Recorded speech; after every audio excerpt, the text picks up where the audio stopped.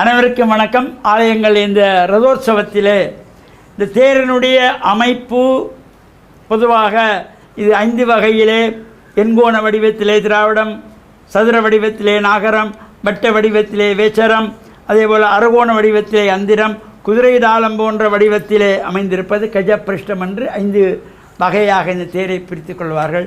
மருத மரம், இலுப்பை மரம், வேப்ப மரம், பலாமரம், மஞ்சவுணா போன்ற மரங்களை கொண்டு இந்த ரதங்களுடைய அச்சுகள், சில்லுகள் இவற்றையெல்லாம் செய்து கொள்வார்கள் சிற்பசாஸ்திரம் அறிந்த சிற்பாச்சாரியார்கள். அவ்வாறு அந்த ரதமானது கீழிலிருந்து விரிந்து விரிந்து விரிந்து விரிந்து வந்து தட்டுகளாகி பின்பு கால்கள் வந்து அதன் மேலே தட்டுகள் வந்து ஒவ்வொன்றும் படிப்படியாக மேல் நோக்கி ஒடுங்கி கொண்டு செல்லும். ஒரு ஆலயத்தின் அமைப்பிலேயே அமைந்திருக்கக்கூடியது.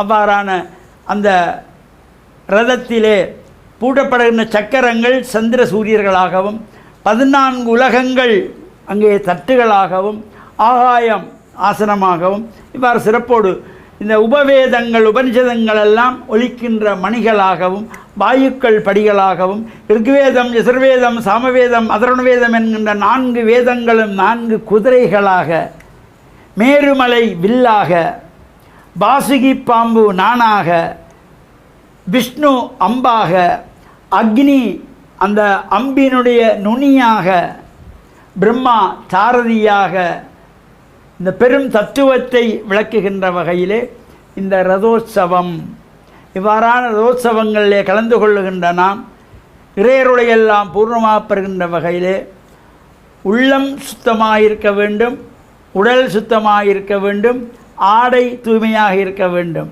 வெள்ளை வேட்டி சால்வை அணிந்து ஆண்கள் செல்ல வேண்டும். தாய்மார்கள் இந்த நாகரிக உடைகளை தவிர்த்து நமது சமய கலாச்சார விழுமியங்களை எடுத்து கூறுகின்ற வகையிலே பட்டுச்சேலை, பட்டுப்பாவாடை தாவணி, சிறுபிள்ளைகள் பட்டுப்பாவாடை அணிந்து தலைவாரி பூச்சூடி ஆலயங்களுக்கு சென்று இந்த ரதோற்சவத்திலாவது கலந்து கொள்ள வேண்டும். அங்கே தலை விரித்து போட்டு கோயிலுக்கு போகக்கூடாது. அது சம்ஹார உற்சவம். தலைவிரி கோலத்தோடு தேர் பார்க்க செல்லக்கூடாது, எந்த பலனும் கிடைக்காது. நாகரிக உடைகளோடு ஆலயங்களுக்கு செல்லக்கூடாது, எந்த பிரயோசனமும் கிடையாது.